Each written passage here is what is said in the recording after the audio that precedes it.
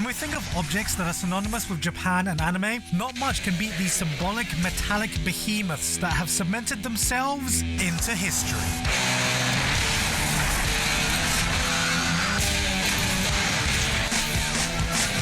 Mecha as a genre is one that's captured the hearts of fans for decades and has a history almost as rich and expansive as the medium of anime itself. Love it or hate it, there are a few things that are as iconic for anime, and even if you don't consider yourself a mecha fan, it's more than likely that one of your favorite series has its roots from this genre. In recent times, however, the sad reality is that whilst mecha by no means died out, it's not even close to being the medium-defining titan it once was. Sure, you may see a show or two pop up here and there, and Gundam has had its steady stream of shows seemingly forever, but nothing's really broken out from the sphere of the dedicated mecha fandom. How did such a genre titan fade from the mainstream anime consensus? What journey did this titular genre take to get here? With such a rich history, there's an interesting story to be told here. One so expansive there's no way I can fit absolutely everything in this video, but I will try my best. So strap in your seatbelts because it's going to be a long one, as it's a tale that dates back to the roots of anime itself. One that starts in the 1950s on the back of a pretty big war that apparently the entire world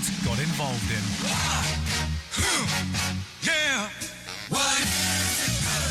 Absolutely nothing. It's impossible to talk about the roots of anime as we know it without mentioning the events of a bloke with a weird mustache deciding he hated the Jews one day and attempting to fight the entire world to prove that point. And more importantly, the aftermath from it. Given how much an event like 9/11 influenced modern media today, you can only imagine how huge a cultural impact of having two massive bombs dropped on your country would be. And this was certainly reflected in the stories that would be largely credited for the birth of anime and mecha. Mighty Atom, better known to us in the West as Astro Boy, was certainly the series with the greatest cultural significance of its time. Osamu Tezuka's manga first began publishing in 1952, just a few short years after the climax of World War II, and heavily features themes of peace and understanding between all nations, born in part of Tezuka's experience and hatred for war and nuclear weaponry. Astro Boy may not have even been close to what we consider mecha by modern standards, being a story about a fully sentient android, but the messages it spread and the culture it created would lay the groundwork for what would soon come to follow it. For the series that can without a doubt be credited as being the first in the genre of mecha would soon begin publishing in 1956, a story about a 10-year-old boy being given a remote control of a 60-foot robot by his father, a super weapon created by the Japanese army in a fictional Pacific War. Tetsujin 28 Go can truly be considered the grandfather of mecha and the progenitor of super robots as a concept. Much like Tezuka with Astro Boy, Yokoyama's experience living through the Second World War was one of the driving inspirations for him to create this mechanical monster, with one of his other key influences being in the 1931 Frankenstein film, and his reasons for applying that idea to this work fundamentally describes one of the biggest things mecha stands for as a concept. The monster, machine, or nuclear weapon is not in and of itself good or evil. The evil lies in the intent of the creator and how it's used. These were cultural phenomenon that would set the precedence not just for anime but Japan's wider culture. As a nation now intertwined with technology, robotics and automation, you can see where this interest sparked from and how integral these stories are to capture the consensus of a war-torn nation. And this would continue on into the 70s as the interest in giant robots would only increase. The super robot boom was about to begin.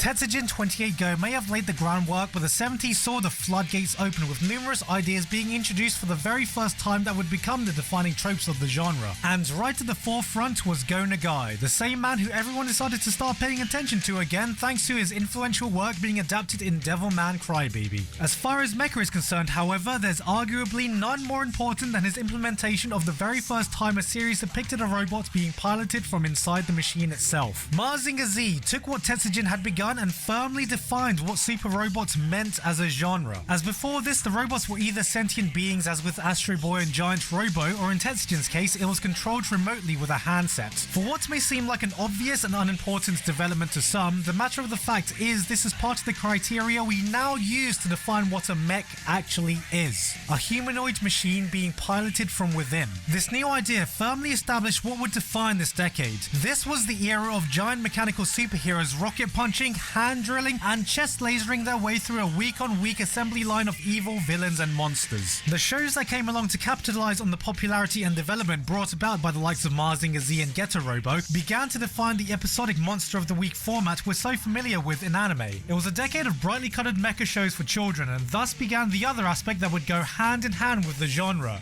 merchandising. Every single one of these shows was marketed from the ground up with the intent to sell robot toys to kids, and it was this aspect that would decide whether or not a show was successful. This factor would stick with the genre to this day, and merchandising would become a huge driver of what mecha has become today. Thus, of course, with so many shows coming out year on year building themselves on the ideas that came before them, it wouldn't take long until the super robot genre started to become stale and monotonous. The audience were hungry for something new, setting the stage for something big to happen. And while some aspects of sci-fi and technology branched off with iconic shows like Leiji Matsumoto's Space Battleship Yamato, opening up the space opera genre, something needed to happen to completely revolutionize what defines mecha. Turns out this would come from an up-and-coming director by the name of Yoshiyuki Tomino, as in April of 1979, the mecha world was introduced to the game changer that defines game changers. An entirely new genre within mecha was about to make huge waves in the industry, and nobody was ready for the phenomenon that we would still feel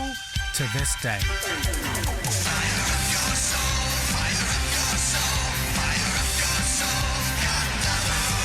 To say that Mobile Suit Gundam was an important series is a bit of an understatement, akin to saying the universe is fairly large, or I am quite fond of tsunderes. This would spawn the real robot genre, one depicting the machines as true tools of war, essentially tanks with legs instead of mechanical supermen. It was the very first anime to depict a fictional human-on-human war to this level, as throughout the decade previous, it was always monsters or evil alien races opposing the heroes. Gundam was the exact antithesis to this idea, for whilst you were firmly experiencing the war from one side's perspective, the motivations and goals of all parties involved were purely justified. This moral ambiguity was completely unheard of at the time, as was the concept of a young civilian protagonist being thrust into a world he didn't understand. Sound familiar to any anime you've seen recently? The mature themes were a huge departure from the kid-friendly super robots, so much so in fact that initially the show was cut short and ended up a commercial failure in many respects. As with before, merchandising is a huge driver for mech shows. Hell, the only reason why the very first Gundam was depicted in this iconic color scheme of red,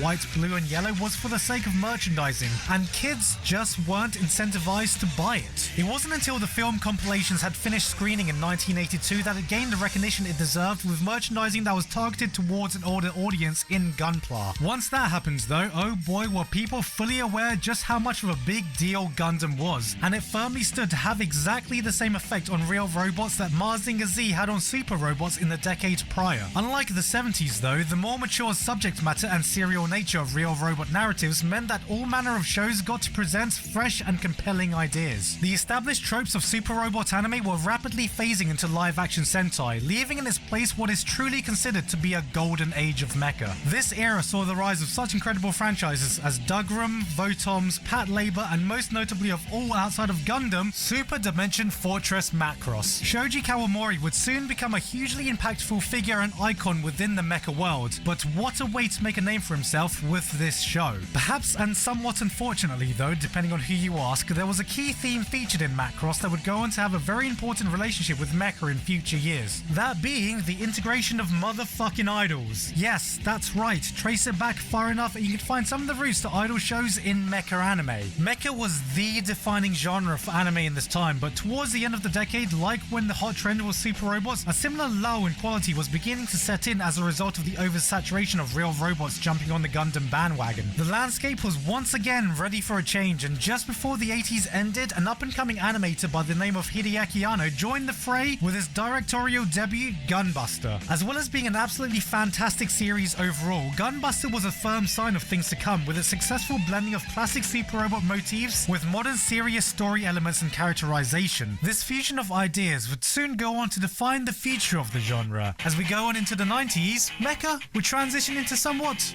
of an identity crisis.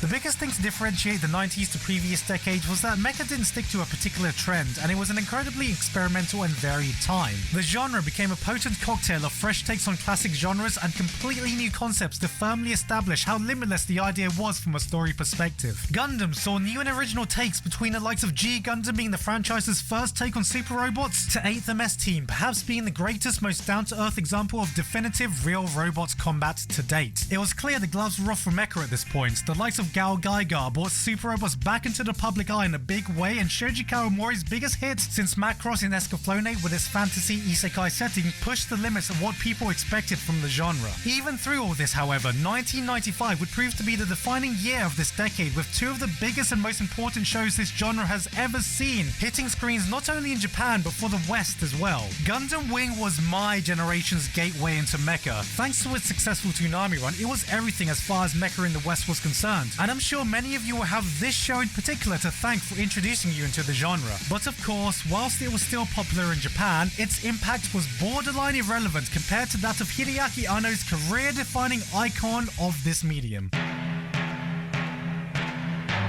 If Mobile Suit Gundam were to be considered the de facto game changer for mecha, then Neon Genesis Evangelion would prove to have an impact of a similar scale, but to the entire medium of anime. It's hard to pinpoint specific aspects of EVA that would go on to define the future of mecha as a genre. It didn't do what Mazinger Z and Gundam did and start some kind of boom of EVA clones across the following decade. It simply became a bastion for otaku culture as a whole. It revolutionized the medium as we know it today, and ironically enough, while for once the merchandising wasn't the main point to its initial success, it has become arguably the most commercialized franchise in Japan, doing for the Japanese what Star Wars did for the West. To boil down EVA's influence to just a few points would entirely undersell the impact this series had. I could go on for hours about exactly what it did for anime, but that's a topic for another video, and we're here to talk about one genre, as the true deciding element of what EVA did for mecha is the simple fact that it showed to a mass audience that you do not need to be a mecha fan at heart to enjoy a series with giant robots in it. Yes, we can point at the slimlined biomechanical designs that differed from everything that came before them, how it took from the established aspects of mecha while subverting a lot of them, but the genre conventions of mecha were not what made Neon Genesis Evangelion what it was. It was simply a component of its brilliance. It made people who weren't fans of the genre pay attention to it. It pushed for the genre to be one that wasn't defined by its pre-established tropes and trends. It's EVA that allowed for many fan favorites that have come since to be noticed and loved by everyone, a lot of which aren't even mecha shows. Mecha was no longer just a Monster of the Week battle series. It was no longer just political-driven war stories or a combination of the two. It was none of those things. It was all of those things, and so much more. So what came next was what I could only describe as the modern golden age of the genre.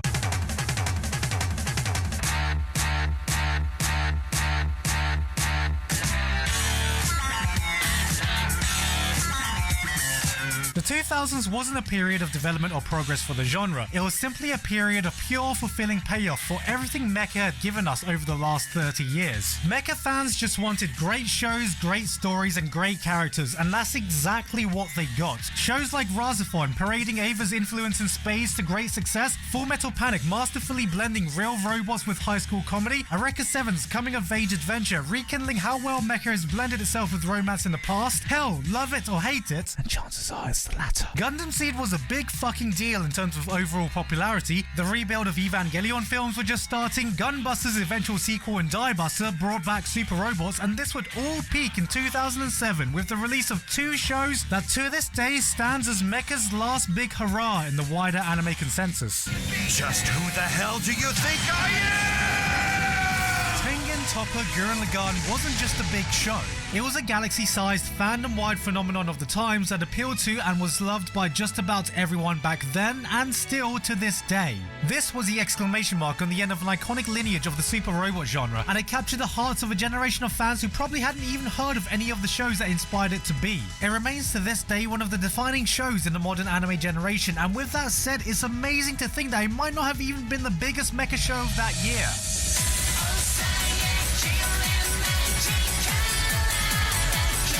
Code Geass topped things off, and like how Gurren Lagann gave us a true to its roots super robot show, Code Geass gave us a true to its roots political real robot series, and breathed new life into a genre that had previously just been dominated by the Gundam franchise, loudly exclaiming to new fans, here's what's cool about the genre. These shows weren't popular because they were mecha shows, they were popular in spite of that, and they made people into mecha fans. The influence and legacy of everything from Tetsujin through Mazinger Z, Mobile Suit Gundam, Evangelion, and beyond had a huge payoff over these few short years. This golden age, however, would be short-lived, for as we move on now, just over 10 years later, mecha simply has not flourished in the same way since.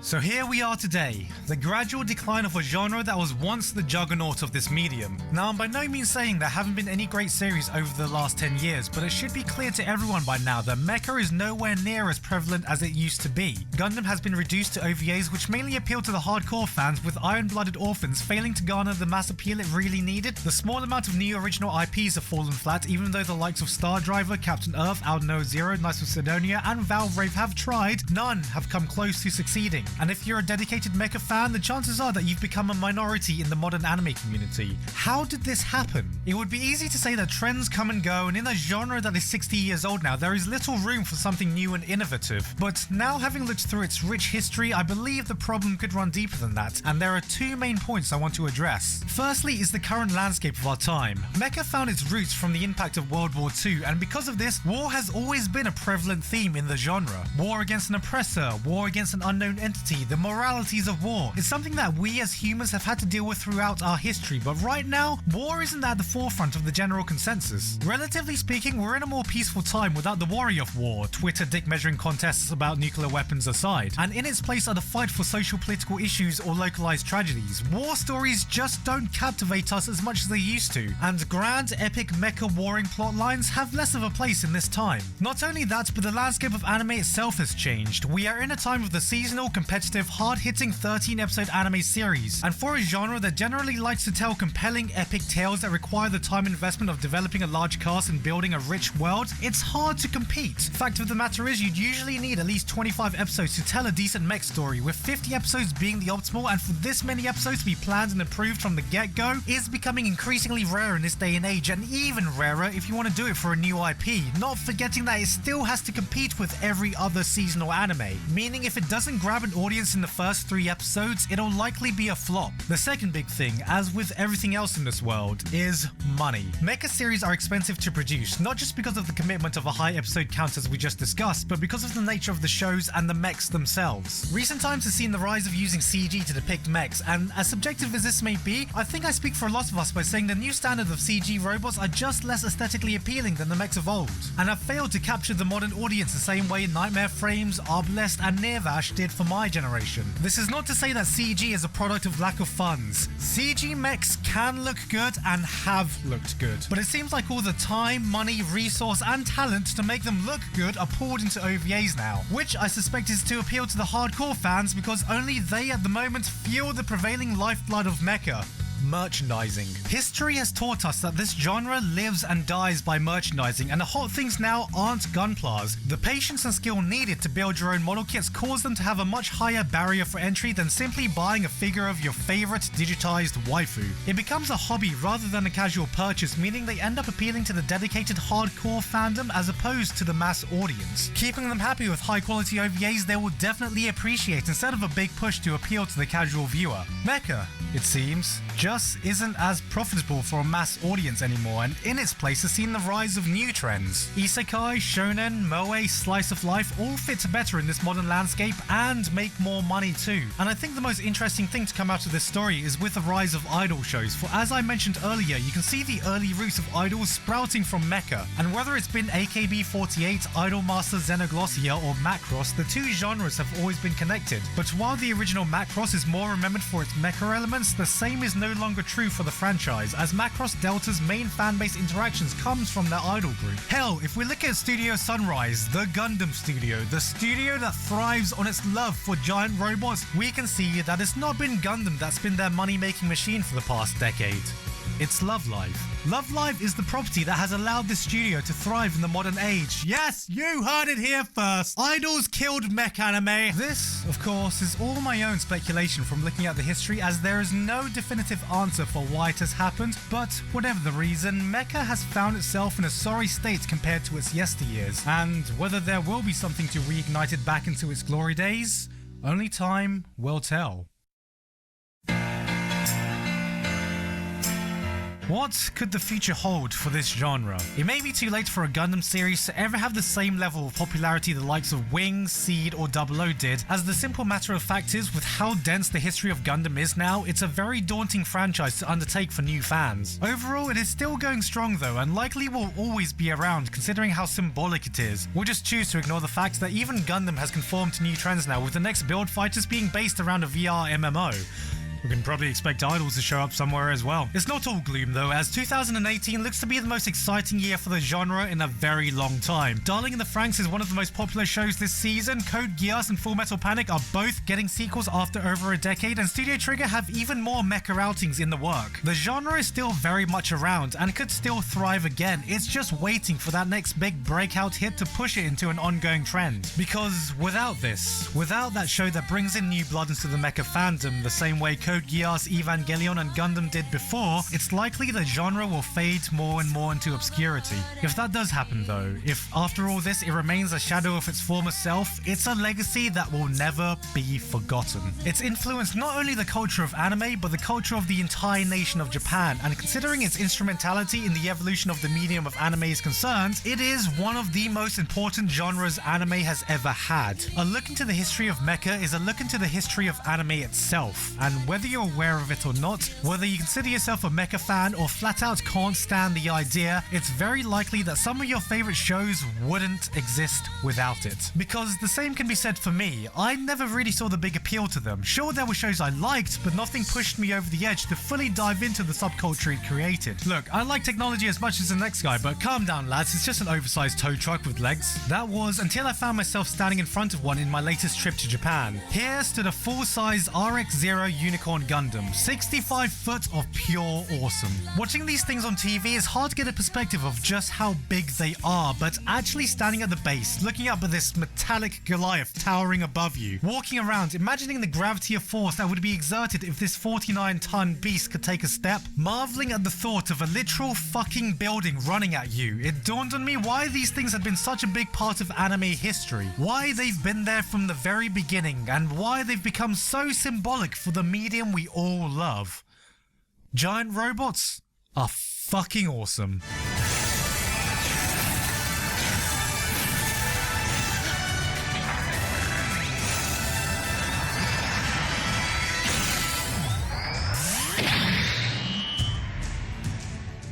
Hey guys, hope you enjoyed the video. I'm just gonna do my Patreon shout out outside.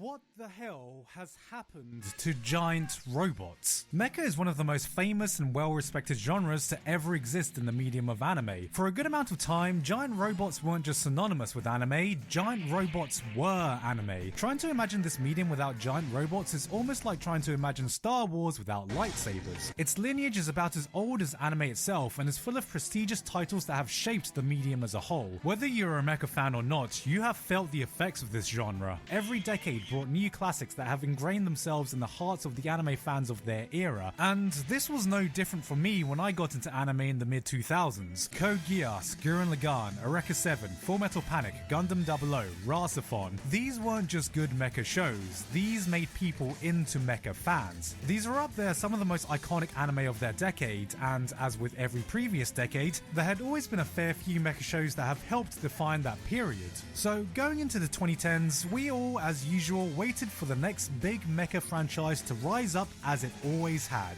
And so we waited, and waited, and waited, And then everyone in Japan just became truck drivers. The 2010s has been the most barren decade for mecha in the history of mecha. In an era where we have more anime coming out than anyone can feasibly keep up with, this year there have been a total of 3 new TV mecha shows. 3. There was less mecha this whole year than half the number of isekai airing this season. And I can also say that in this whole year, there's only really been one big mecha show that's been released.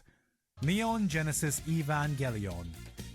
That's not even a joke. How did we get here? 2 years ago I did a spotlight on mecha, mentioning its seeming decline in popularity, but ending it on a sort of optimistic tone of, mecha isn't exactly relevant right now, but maybe things like Darling in the Franxx might save it. Let's quickly refresh our memories about how that one turned out. But now that the decade is almost over, I wanted to take a deeper dive into looking at mecha as a whole in the 2010s, and trying to get to the bottom of what exactly happened to one of the most iconic genres anime has produced. And I think a good place to start as any is the most iconic franchise in this iconic genre. For as long as I can remember, Gundam has been the flagship mecha franchise, responsible for many people's introduction to mecha, and it actually had a fantastic showing this decade. Between Unicorn, Thunderbolt, and The Origin, we had some of the best the franchise has ever had to offer for fans of the Universal Century timeline. Then potentially the most impactful Gundam series has been the Build Fighters and Build Divers spin-off, when I assume some guy at Bandai was looking at model kits and was like, hey, what if we made Beyblade but with Gunpla? And then someone was like, does that technically count as mecha? And he was like, who the fuck cares? It's gonna sell a shit ton of Gunpla. And then they sold a shit ton of Gunpla. But the pattern you may notice here is that while they were all great shows for Gundam fans, you actually had to be a Gundam fan. Though Unicorn and Thunderbolts can technically be watched by newcomers, they were OVAs set in the Gundam timeline with a lineage that spans all the way back to 1979, which isn't exactly the most newbie friendly, and to gain hype there needed to be a show that appealed to both newbies and veterans. There was an attempt, with Gundam Space Africa, Iron-Blooded Orphans, being one of the more accessible series Gundam has ever had, but for whatever reason it just didn't take off, which leads me to honestly think that maybe Gundam as a franchise is just too vast and intimidating for newcomers now, no matter how many reboots, new timelines, or spin-offs they add. So that begs the question,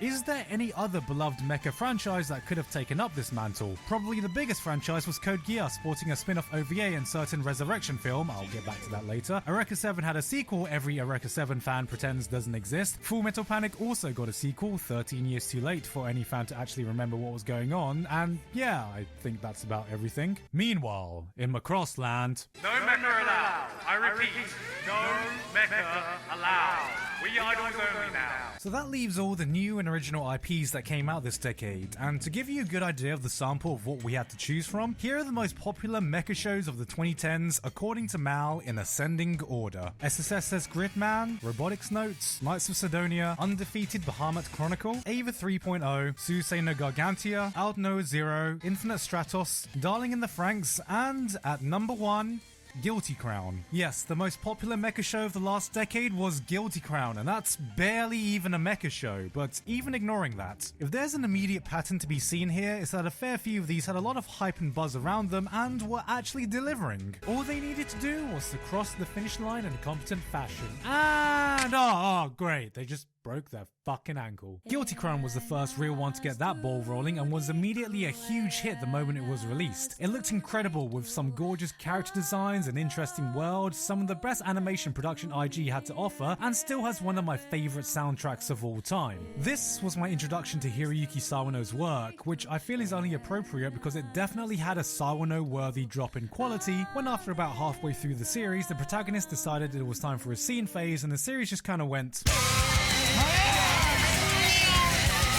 Next up on the list of Shop Till You Sawano Dropped the Ball came Aldnoah Zero. This show had so much potential and probably way too much hype and anticipation on the build-up. We had a brand new studio in Troika coming out with an original IP mecha series that was backed by names like Geno Robuchi and Fate Zero's Ei Aoki, that started on an absolute bombshell that blew everyone away.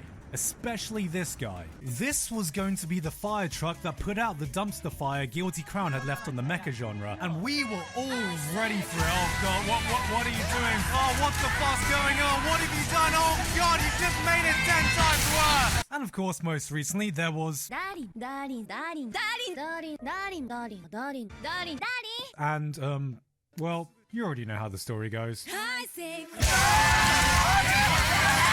What all three had in common was this trend of setting up this really interesting world and premise in the first half, only to completely shit the bed with batshit plot twists and absolutely awful character writing to derail the success of the series and hamper any possibility they had to be taken seriously. But here's the thing, Guilty Crown, Aldno, Zero, and Darling in the Franxx are all kind of guilty pleasure shows for me, because looking back, I still ended up enjoying all of them, but not for the reasons I really wanted. There was a time I was genuinely invested in all three of these shows and had really high hopes they could turn into something great. And then after I got over the initial anger and disappointment that every single one of them had taken a turn beyond saving, I just switched off my brain and enjoyed the experience of watching how big of a train wreck they could become and the resulting shitstorm they caused. And that kind of sums up my enjoyment of mecha this decade. It hasn't been one of awe and amazement. It's the same kind of enjoyment you get from watching the trashiest reality TV show about people who every week finds new and original ways to fuck up their lives in a way you thought could never top the previous week. Something encapsulated by every new franchise Studio Sunrise tried to make. Being the mecha studio, the biggest original Sunrise mecha this decade was probably Valvrave the Liberator, which basically felt like Sunrise looked at Code Geass, thought, what if we just take all the ridiculous plot twists from Code Geass and make a show about that? And then they did, resulting in this glorious dumpster fire you thought couldn't get more stupid or ridiculous with each passing episode until it just proved you wrong, which I think is perfectly encapsulated by this one comment that says, I don't think we'll be seeing sex in an anime like this, and then literally one episode later, out of nowhere, a character just gets full-blown goblin slayed. Predictably, it did stir up some controversy, so a year or so later, Sunrise was like, you know what, we can fix this, I have a better idea. So they looked at Valvrave, thought, what if we just take this one rape scene from Valvrave and then make a show about that? And they did, and it was called Cross-Ange.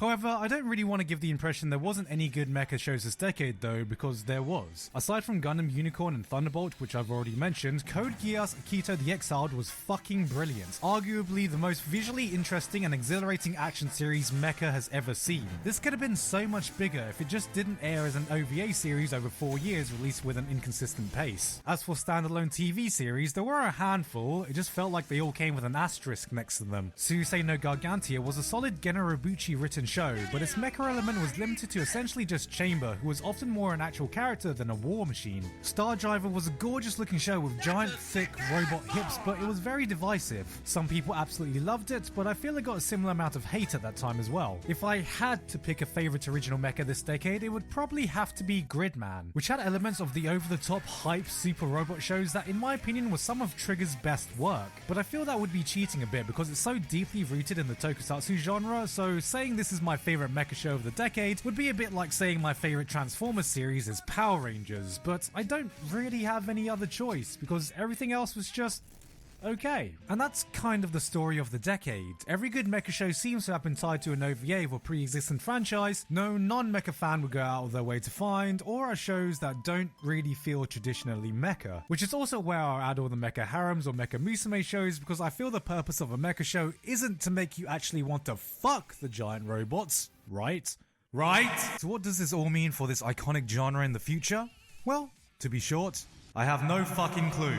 Looking forward, the only new big development I see is the literal resurrection of a 10-year-old franchise in Code Geass, with plans to continue it for another 10 more years. I've yet to see it, but I've actually heard a lot of positive things about the Lelouch of the Resurrection movie, but even so. As much as I love Code Geass and the original cast, I'm not sure I want 10 more years of Code Geass, or at least I don't think I want 10 more years of Lelouch. The only way I can really see this franchise working is if it goes down the Gundam route, where you have new stories that take place in the same universe further down the timeline with a completely new cast that can explore entirely new things. And maybe have the old cast appear here and there as cameos or supporting roles, because if you're going to resurrect the old beloved cast to have them carry the franchise for the future, it plays into the exact same problem that has plagued this genre in this previous decade. You are just appealing to pre-existing fans rather than making new ones. There's going to be more Gridman, more Patlabor, more Knights of Sidonia, but that doesn't really mean much. I'm sure Mecha, especially Gundam, has still had a super profitable decade in selling drones and drones of model kits, but that was never really the problem here. The most glaring issue about the last 10 years is that I feel there wasn't really any show that was going to convert people into Mecha fans. While Mecha was by no means all bad, it was something that was hard to appreciate if you weren't already a Mecha fan, which is why in today's fandom, within the vast pool of anime fans that exist nowadays in all variety of tastes, if someone tells me they're hardcore into Mecha, my gut reaction is just, huh.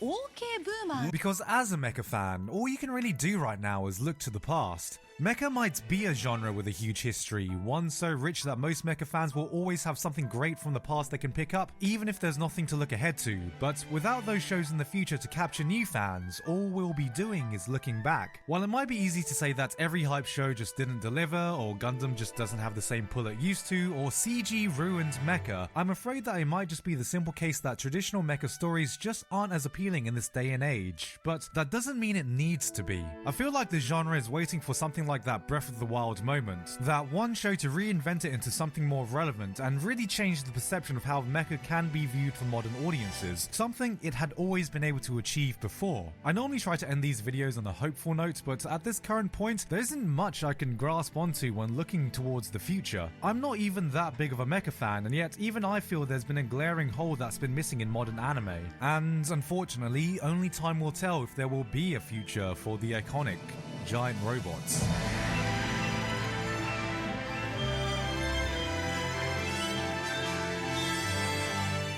Hey guys, hope you enjoyed the video. Thank you very much this month to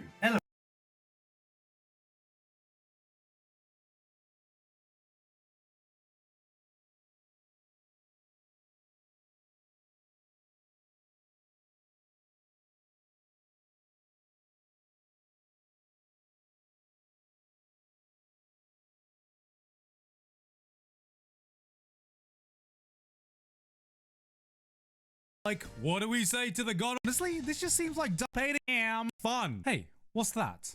Hate fun. This is why not enough people watch recreators. Stop hating fun. Hey, what's that?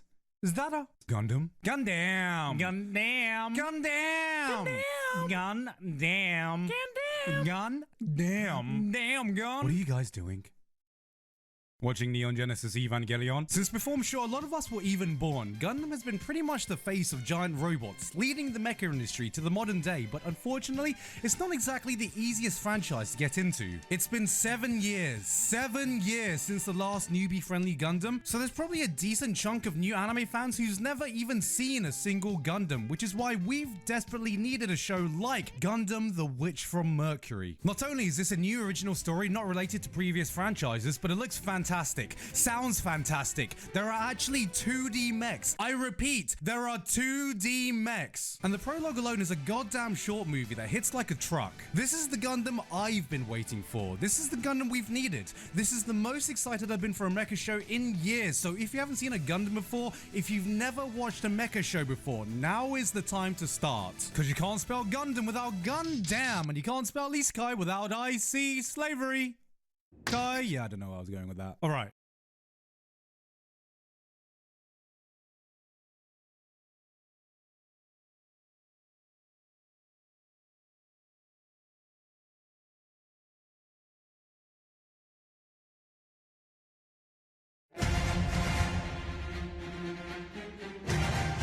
The legacy of Gundam is one of the most storied and important franchises in all of anime, but with this legacy and the sheer number of iterations preceding it, every new Gundam comes in with the challenge of having to figure out what can this Gundam do that no other Gundam has ever done. Gay girls, innit? Gundam the Witch from Mercury is the Gundam we've needed for the longest time. Something that wipes the slate clean for new fans to be able to jump in while not forgetting why people watch Gundam in the first place. It's hard to do a fresh take on such an old franchise, but the Witch from Mercury seems to be doing exactly that. This is no war between nations, but a war between corporations. Here is a world where profit and power reign supreme. Elon Musk is having a wet dream in a corner. The politics of war have been replaced with the politics of companies, proving that corporate drama can be just as gripping if you add the right conflict, because Gundam has never been just about the giant robot fights.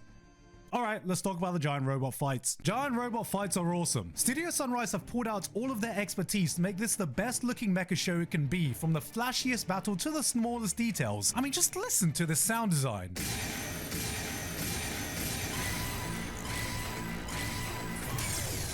Now, I could have shown you some of its incredible animation or its orgasmic music, but nobody ever thinks about sound design, and if it can get us to notice small things like this, extrapolate that to what that means for the rest of the production values. Let's just forget about the fact that there's no sounds in space though. This is a AAA production from top to bottom, and it isn't afraid to flaunt it every episode. The Witch from Mercury isn't just here to compete with other Gundams, it isn't just here to compete with other mechas, it's here to stand toe to toe with the best things out right now. If you're new to anime here, if you've never seen a mecha in your life and you need a reason to get into giant robots, this is it.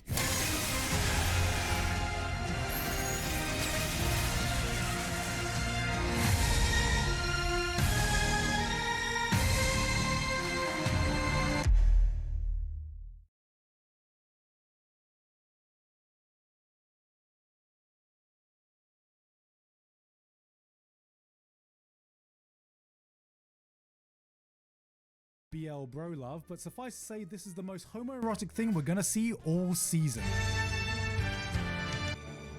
戦うことは力を今求める今誰と出るなら語り合うまま己を捨てながら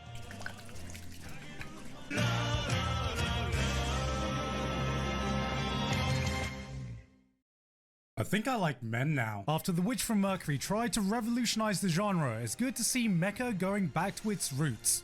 Just gay guys, innit? But on a serious note, don't make the same mistake as me and almost skip this. I thought this was just gonna be another standard real robot show. People are dying on the battlefield, fighting for their lives. You are witnessing the true horrors of war. Then out of nowhere, this guy drops in and just listen to his theme song.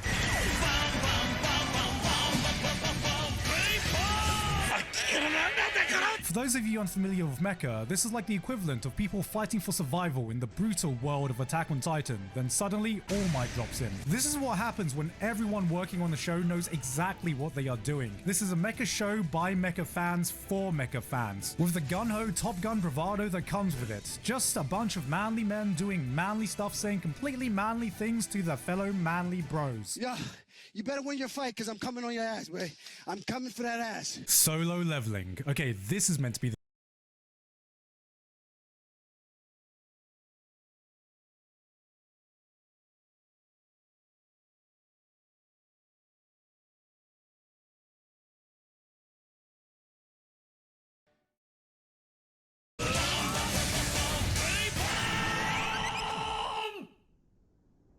Sometimes you come across a show that gives absolutely zero fucks and condenses its entire being into achieving one objective: having fun. That is Brave Bang Bravern. This is what happens when you take the over-the-top ridiculous hype of Gurren Lagann, add a bit of tokusatsu, and crash land it into the manly bravado world of Top Gun. Then make it about as straight as it too. It is a non-stop, glorious celebration of the best parts you can find in the mecha genre, then throws logic out the window and amps everything up to 11. Cheesy speeches, fusion scenes, old school theme songs that will grow your beard 5 inches. It takes all of them, then proudly throws them in your face. Oh, what was that? Yes, because you know what? Subtext is for cowards. It doesn't care if you get it or not because it's here to do its own thing. If you ask, why does a mecha have a function where it plays its theme song and projects its own background screen? Why is the US military trying to waterboard a giant robot? Why does the protagonist have karaoke subtitles so he can nail the speech during heroic moments? It'll look at you dead in the eye and say, fuck you, because this is Bravern. BRAVGWBGWBBWGGGGWBBW. What does that spell? It's a treat when you watch a show where you can tell every single person working on it was having a blast, and you get infected with that same joy. This is the shitpost of mecha, the YouTube poop of super robots. Forget a no bullshit show, this is an all bullshit show and is damn proud of it. It's a show that fully commits to hitting every single emotional beat it needs to, then takes one step back and laughs at itself. Come on, wake up! こんな時だったのにお盛んだな。バカね。私たちもでしょ。If you're still unsure about the appeal of mecha, if you're unsure of what makes super robots great, give this one a watch. This isn't just a love letter to the mecha genre, this will make you fall in love with mecha. You know, figuratively speaking. Here? No. No. Just hear me out. No, Just- no, no, come no, on, no, just hear no, me no, out. no, Hear me no. out.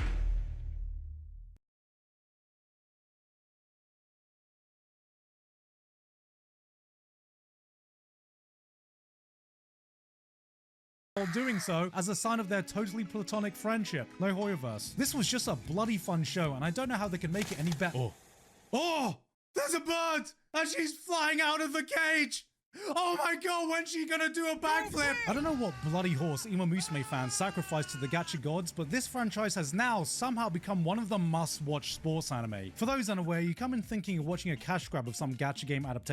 Yes, if you couldn't tell, it's probably gonna tear your heart to shreds, but backflip? I changed my mind, guys. This is probably gonna be ass. Next up, Gundam GQX. なんて読むんだ Turn A Gundam. G-Cux? Gigguk Giggux? Gigguk Gundam? グク X Yeah, let's go with that. Now, this is the highest profile new Gundam series to be released in a while, and while I've seen my fair share of Gundams, my editor, who is an OG Gundam fan and far better equipped to talk about this than me, has given me his statement he would like me to read on whether you should be watching this or not, from a true Gundam fan. Mobile Suit Gundam G-Quax is a collaborative production from Sunrise and Studio Kara. The project marks the first credited work Hideaki Anno has contributed to the franchise since Char's counterattack in 1980. Oh my god! It's got girls! Cute girls! Set in an alternative Universal Century timeline, G-Quax presents a scenario in which Char Aznavour joins the Zeon raid on Side 7 in 0079. A setting like this runs the risk of alienating new fans in the same way UC itself does, but also for the UC purists that don't like the change. They're playing the guitar together. Look at that, that's so cute. Oh god, they're adorable. I actually feel as though in diverging so heavily from the original story, it may make it easier for new fans to pick up without prior context. And as for myself, I'm thoroughly enjoying G-Quax, but I do find myself having many issues with most of the mechanical designs as they and now they're sleeping with each other. This is peak anime right here. We've done it, guys. We've exhausted all other isekai ideas that there's only one place left it can possibly go.